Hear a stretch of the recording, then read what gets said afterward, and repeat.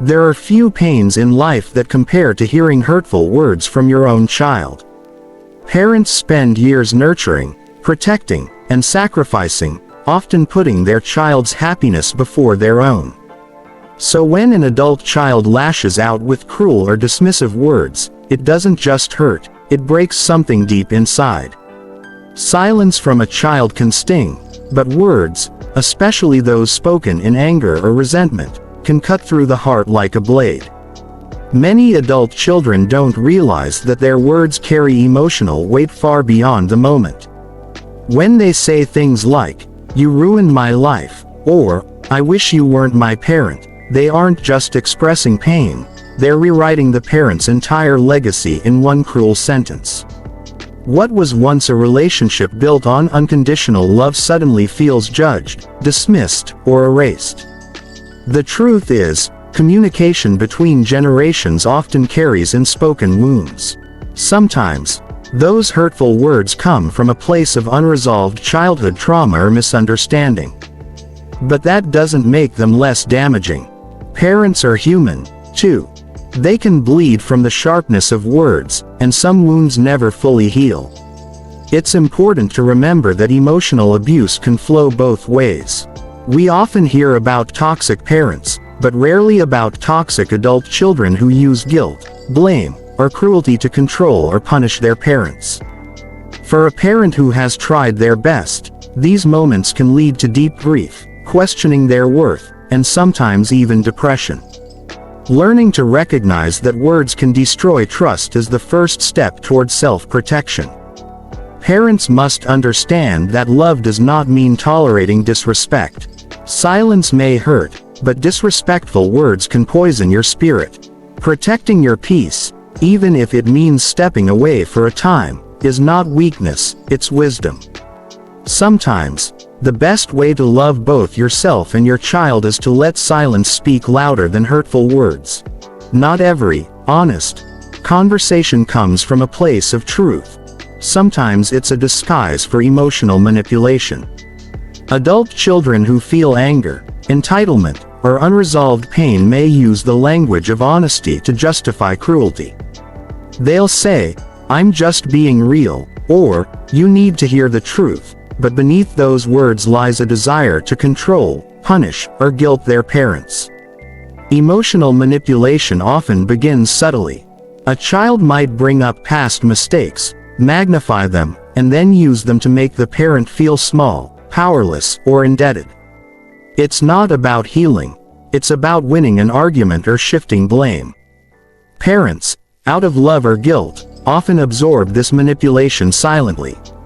They think, "Maybe I deserve it," or, "If I stay quiet, they'll calm down." But the longer manipulation is tolerated, the more it grows into emotional dominance. The hardest part is recognizing manipulation when it's wrapped in emotional language. Statements like, "You never loved me enough," or, "If you really cared, you'd do this for me," are not honest reflections, they're emotional traps. They force parents into a corner where love is constantly tested and never enough. A healthy conversation aims to build understanding, not to break someone's spirit. When a child uses vulnerability as a weapon, it stops being honesty, it becomes control. True honesty has empathy. It respects timing, tone, and the emotional capacity of both sides. Manipulation, on the other hand, thrives on guilt and fear. Parents must learn to set emotional boundaries without shame. It's okay to say, "I won't let you talk to me that way," or, "We can discuss this when it's respectful." Standing up to manipulation doesn't mean rejecting your child, it means protecting your emotional well-being. When you recognize the difference between honesty and harm, you take back your power. Not every painful truth needs to be spoken, and not every truth spoken in anger is real. Sometimes the most honest thing a parent can do is walk away from the manipulation, not out of hate, but out of self-respect and love for peace. Forgiveness is sacred, but it is not infinite.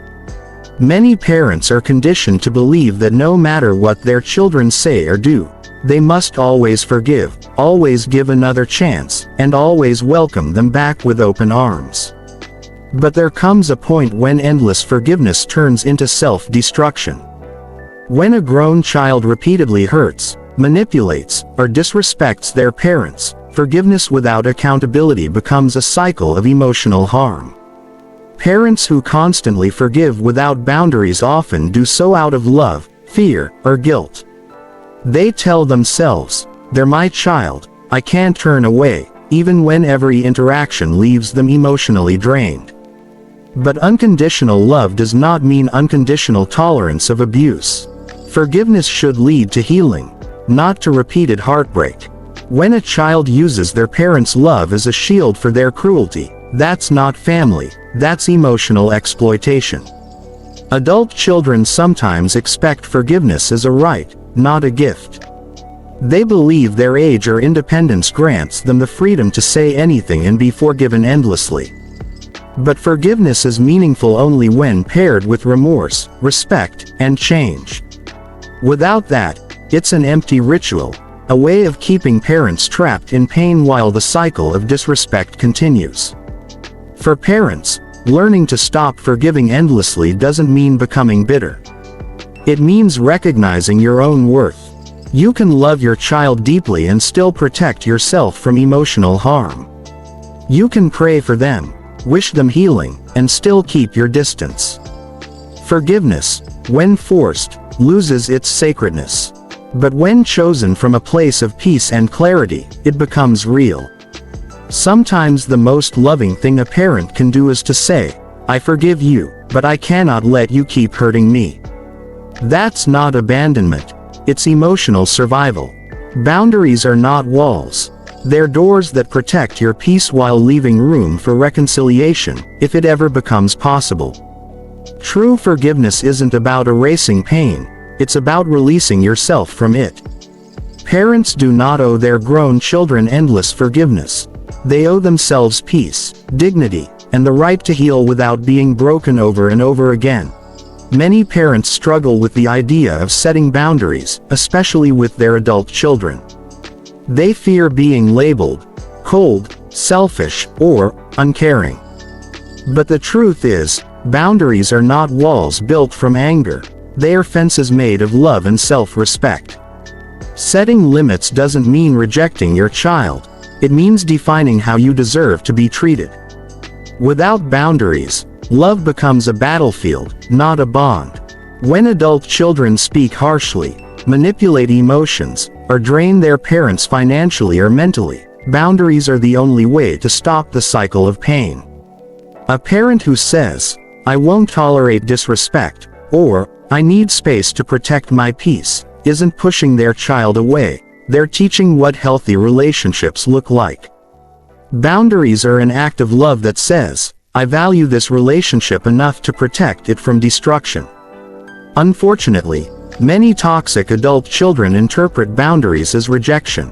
They might say, "You don't love me anymore," or "You've changed." But love without limits quickly turns into resentment. Parents who constantly give in, who keep saying yes when their heart screams no, end up emotionally exhausted, sometimes even physically ill from stress. Setting boundaries isn't cruelty, it's self-preservation. Healthy boundaries also teach responsibility. When a parent stops rescuing an adult child from every mistake, that child is forced to face consequences, and that's where real growth begins. Protecting your own peace gives your child the chance to develop independence and emotional maturity. It may cause short-term conflict, but it creates long-term respect. Boundaries are not about punishment, they're about clarity. They say, "I love you, but I will not let you hurt me." They separate compassion from codependency, love from control. A parent who honors their own limits models strength, showing that love can coexist with firmness, and kindness can walk hand in hand with self-respect. Guilt can be one of the most powerful tools of emotional control, and sadly, many unhealed adult children use it against their parents. They might say things like, "You were never there for me," or, "Because of you, I'm broken," not to start healing, but to make their parents carry the burden of their pain forever. It's a way to shift responsibility, to make parents feel like they owe an endless debt for every mistake, real or imagined, from the past. Parents often fall into this trap because guilt is built into their love. A mother or father who genuinely tried their best may still lie awake at night wondering, was I too strict? Or, did I love them enough? So when an adult child plays on those insecurities, the guilt hits deep. It makes the parent question their worth, their choices, even their right to peace. But guilt-based relationships are not love, they're emotional prisons. An unhealed adult child may not realize what they're doing.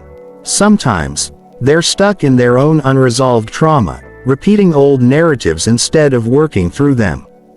But when guilt becomes a weapon, when every conversation turns into a reminder of the parent's supposed failures, it stops being about healing and becomes about control. The key truth is this: no parent is perfect, but no parent should live enslaved by guilt forever. Mistakes made out of human imperfection are not crimes. Parents can apologize, reflect, and grow, but they are not responsible for an adult child's refusal to heal. Everyone must take ownership of their own emotional journey. The healthiest thing a parent can do is to recognize when guilt is being used to manipulate them, and stop feeding it. You can say, "I'm sorry for what I didn't know then, but I won't carry your pain for you now." That isn't cruelty, it's liberation. When a parent releases the grip of guilt, they reclaim their emotional freedom. They stop being a target for blame and start being a mirror of strength. Guilt may once have chained you to the past, but letting go of it allows both you and your child to finally begin healing. Separately, and hopefully someday, together. There comes a moment when staying in a relationship, even with your own child, becomes too painful, too toxic, too destructive to continue. Parents are often told that love means never giving up, that no matter what happens, they must keep forgiving, keep returning, keep trying. But sometimes, love looks very different. Sometimes, walking away isn't abandonment, it's the most loving act of protection you can offer to yourself and even to your child.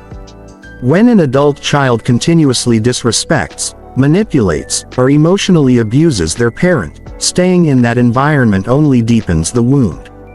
Every conversation becomes another confrontation, every message another dagger. Parents begin to live in fear of what their child might say next.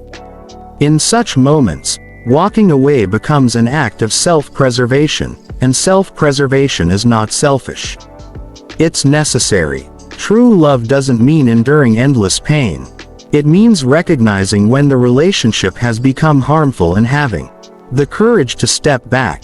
Sometimes, distance creates space for reflection, for both sides. When you stop engaging in toxic cycles, you remove the fuel that keeps the fire burning. You allow silence to become the teacher. Many parents who've walked away say that it was the hardest thing they've ever done, but also the first time they could finally breathe again. Walking away also teaches accountability. When a parent refuses to tolerate mistreatment, they send a silent but powerful message: I love you, but I won't let you destroy me. This boundary can be the wake-up call an unhealed adult child needs to confront their own behavior. Some will not understand it immediately, but time often reveals that it was an act of strength, not rejection. Of course, walking away doesn't mean erasing love. It means loving yourself enough to protect your peace. You can still pray for your child, wish them healing, and hold hope in your heart, all from a distance that safeguards your spirit. Sometimes, walking away is not the end of the relationship, it's the beginning of respect. It's choosing peace over chaos, wisdom over guilt, and love that no longer hurts. Because sometimes, the greatest act of love is letting go. One of the hardest lessons a parent can learn is that not every wound can be healed, and not every relationship can be repaired. Parents are natural fixers. From the first scraped knee to the first heartbreak, they spend years solving problems and making things right.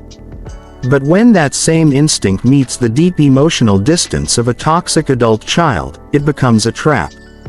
You try to explain, apologize, reach out, give gifts, write letters, yet nothing changes. At some point, you must face the truth. Healing doesn't always mean reconciliation. Sometimes, healing begins when you stop trying to fix what's beyond your control. Acceptance is not giving up. It's letting go of the illusion that love alone can change another person. You can't force your child to understand your pain, respect your effort, or rewrite history. Some adult children hold on to anger because it gives them identity or power. They may not be ready to forgive, and they may never be. That's a painful reality, but facing it is the first step toward your own freedom. Healing, in this sense, is deeply personal. It's the quiet decision to stop chasing validation and start nurturing your own peace.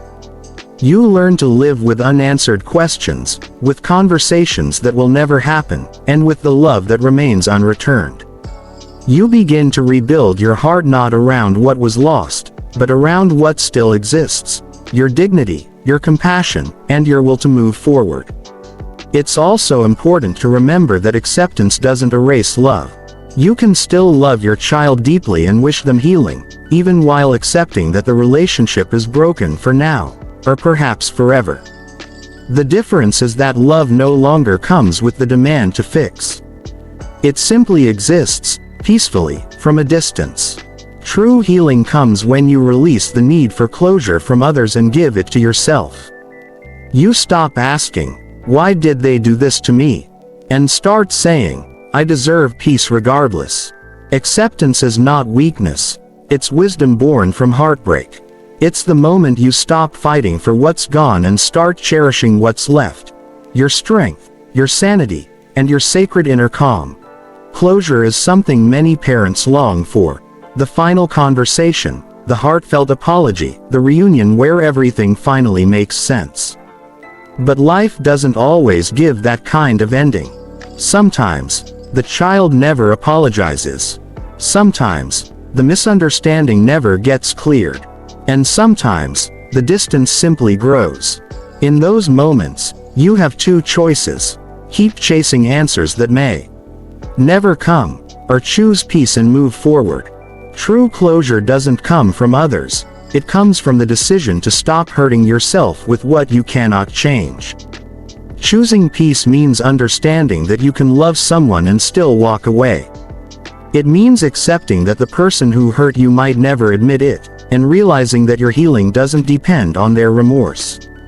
You begin to see that holding on to pain only keeps the wound open, while peace gently closes it with time, patience, and faith. For many parents, choosing peace is an act of courage. It means letting go of the dream of a perfect family and embracing the reality of imperfection. You stop replaying the arguments in your head, stop reading between every word your child says, and stop waiting for the call that might never come. Instead, you start nurturing yourself, the person who has been silently bleeding behind all the love, worry, and heartbreak. Peace doesn't mean forgetting or pretending it didn't hurt. It means no longer allowing the pain to control your days. You may still cry sometimes, and that's okay. Healing is not a straight line. It's a quiet journey toward acceptance. As the anger fades and the tears dry, you begin to feel lighter, calmer, freer. The most powerful form of closure comes when you realize you don't need anyone else to give it to you. You write your own ending, one where you choose serenity over suffering, faith over fear, and inner calm over chaos. In the end, peace isn't what you find after the storm. It's what you build within yourself while the storm still rages. That's real closure. The moment you stop waiting for someone to make it right, and finally decide to live your life free from pain.